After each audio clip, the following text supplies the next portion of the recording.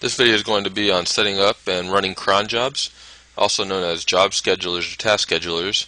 CronTabs allow you to actually run certain commands or scripts that you make every minute, hourly, daily, monthly, or on specific days of the week. Now, for CronTabs to work, it assumes that your computer has to be on. So your computer can't be off, or else the CronTabs won't actually run as scheduled. So if your cron tab is scheduled for, let's say, 5 in the morning, and your computer is off at 5, but you turn it on at 6, the cron job from 5 in the morning will not run. Now, you can actually set system-wide cron jobs where it'll run based on the system, or you can set user-specific cron tabs. Now, a list of all the crons for each of the users would be listed in the var spool cron directory. So ls to var spool cron. Now, in order to view the contents of this directory, you must be root. Notice we're logged in as root right now, but we have no crons on the system, so that's why it shows empty. So let's go ahead and make sure that our cron daemon is actually running. So we're going to go to ps-aux. We're going to pipe that over to grep, and we're going to grep for cron. And you'll see that we have our cron d process running. Now this process runs every minute, checking for new crons within that folder or within the system-wide file. Now to set a system-wide cron, we would just need to edit the etc CronTab file. So let's go ahead and do vi etc CronTab.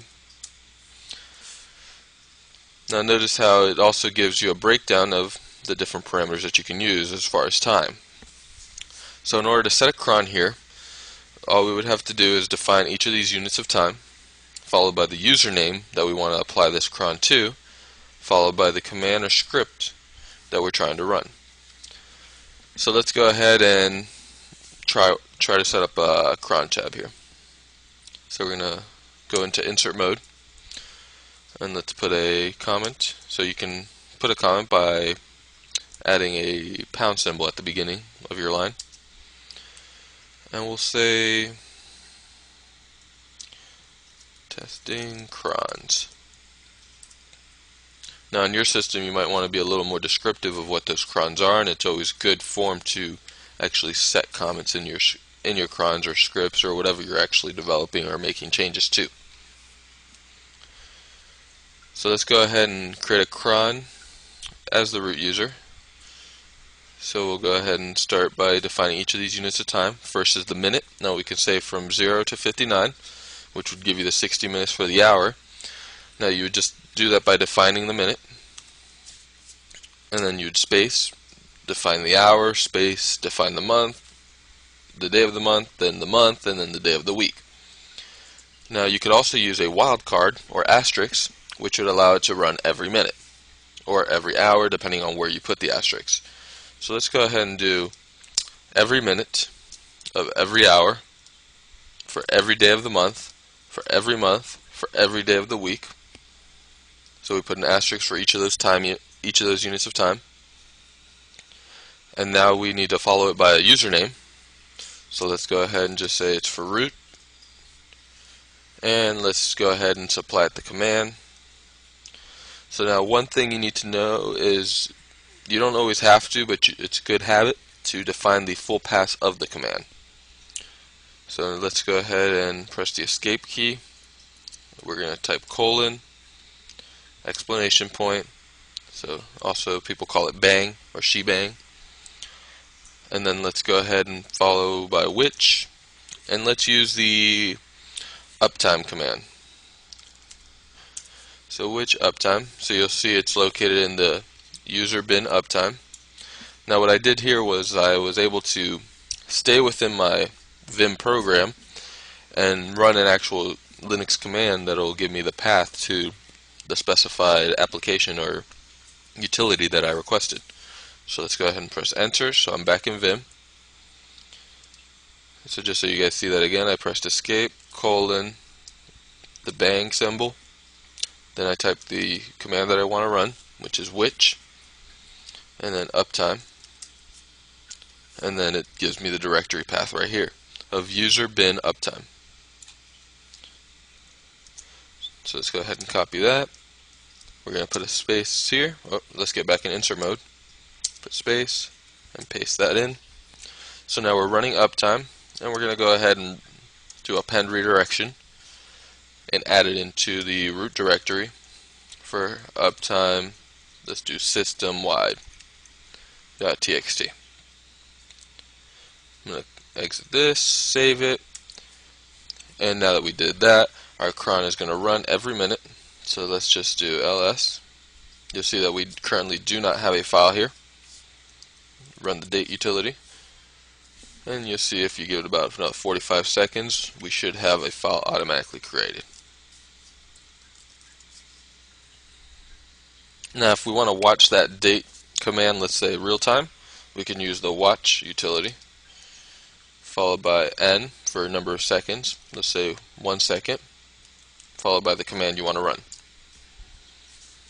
And you'll see here that it actually shows us every second what's happening with this command. It's just a useful utility for you to use when you're, let's say you're trying to time things out or see what's happening real time to a command. Okay, it's almost ready. We should almost have our first file with our line. Let's go ahead and check. So I did Control C, got out of that. Let's do ls, and now you see that we have an uptime system-wide.txt. Let's do ls-l, and that way you can see the timestamp. It was created at 7:20 a.m. my time. Let's go ahead and cap the contents of that, and you'll see that it actually wrote the time. So the cron actually ran at 7:20 at the 2-second mark. We had 2 users logged in at the moment with a load average. So let's go ahead and go back to our, let's just let it run actually one more time so you can see how it appends the uptime every minute.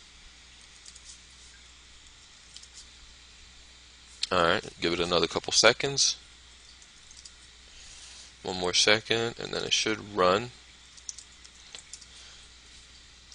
Alright, let's go ahead and cap the contents. You'll notice that the actual size of the file changed. We had 63 bytes up here, but now we have 126 bytes. So that means we actually wrote something to this file. And you'll see that we have our second line added to the file, which it ran at 7:21 in the morning, and it shows how many users we currently have logged in as well as our load average at that time. So let's go back into the VI Etsy Cron. Oops, sorry about that. VI Etsy Cron tab, and let's go down to the line that we made. I'm going to go ahead and comment that out for now.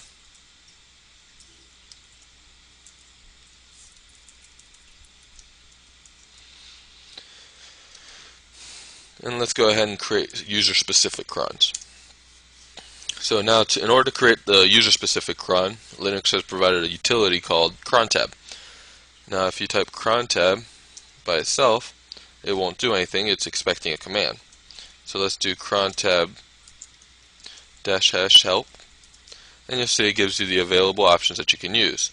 We have the -e, which we use to edit the cron tabs, -l, which we would use to list our current cron tabs, -r if we wanted to delete cron tabs, or and then we would add the -i in order to prompt the user before deleting the cron tab. So you would use the -r and -i simultaneously.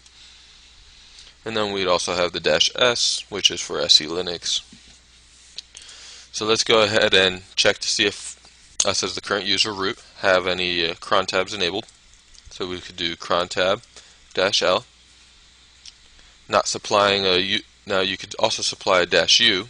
So CronTab -u, and we could say root -l, and that would define the actual user. So whenever you do CronTab -l, it would just show you the list of crons for the user that you're currently logged in as. But when you supply the CronTab -u and then define the actual username followed by the -l, it will show you the list of crons for that particular user. Now, in order to use the -u option, you would need to be logged in as root so that you can access everybody's cron tabs. So let's go ahead and create a cron tab under the root user. So cron tab -u, and we'll just say root -e. So we're going to be editing our cron tab table. So it puts us into the cron tab file. Let's go into insert mode. And just like before, we would start with the units of time. So I'm going to do asterisks for every minute of the day, for every minute of every hour. So the second column is always the hour. For every day of the month, for every month, for every day of the week. And then we can also, let's just do the same uptime command. So I'm going to go ahead and just bang which uptime. So user bin uptime. So let's go ahead, space, get back into insert mode, space user bin uptime. Now notice I didn't have to supply the actual username here. When we're in this user specific cron tabs, we don't define a user, because this will run actually under the user that we specified. So user bin uptime, and let's just do some append redirection as well. Put that into the root directory, and I'll do uptime.root.txt. That way we know it's a user specific one for the root. We're going to exit, save, and you'll see that it says CronTab installing new CronTab. So now we'll look at the date. Okay, so our CronTab should run. Let's just go ahead and date, and another 40 seconds. Give it a couple seconds.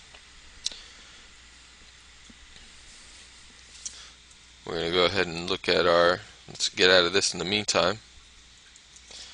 And let's go back to our var spool cron directory. Spool cron. And you'll notice that it was empty before, but now we actually have a record for root. Since we created a cron tab for root, it actually creates the file for us automatically. And you'll see it's just let's just do file on the var spool cron. And then we'll supply root. And you'll see that it's just an ASCII text file. So let's go ahead and just edit through here. Var spool cron. So instead of using the utility, you can actually just edit the files directly. And you'll see it just gives us the exact same thing as what our utility supplied. So let's get out of here, check our time. Let's just check here. So you'll see that we actually created a file already, so the cron did run successfully.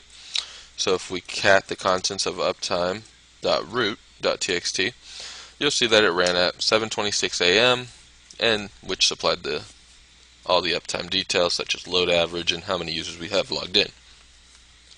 So if we check one more time, let's just make sure it is running every minute. Give it a second. 4 more seconds. And you'll see that we now the file is 189 bytes, so let's go ahead and cat the contents of that.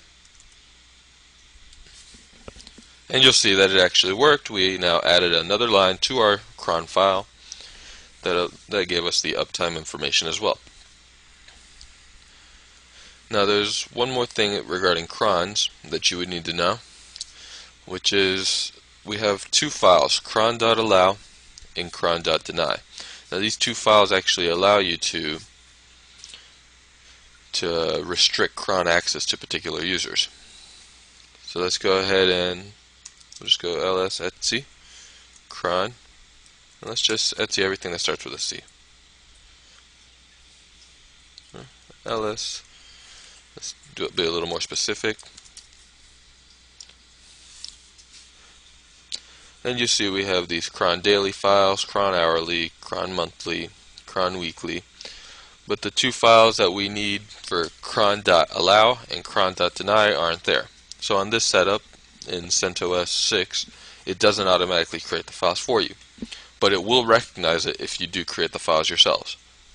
So let's go ahead into our etc directory. And let's say we want it, and let's just create a vi to cron.allow, and then you would just type root, or actually the username that you would want to allow to run crons, save it, and exit in order for it to allow that specific user, and then any user that wants to run crons would have to be on that list in order to run cron tabs. You could also deny specific users instead of supplying the system with a list of users that can run crons, you can actually deny whatever user you want. So in order to do that, you would just create the file vi cron.deny and then add the username to that list.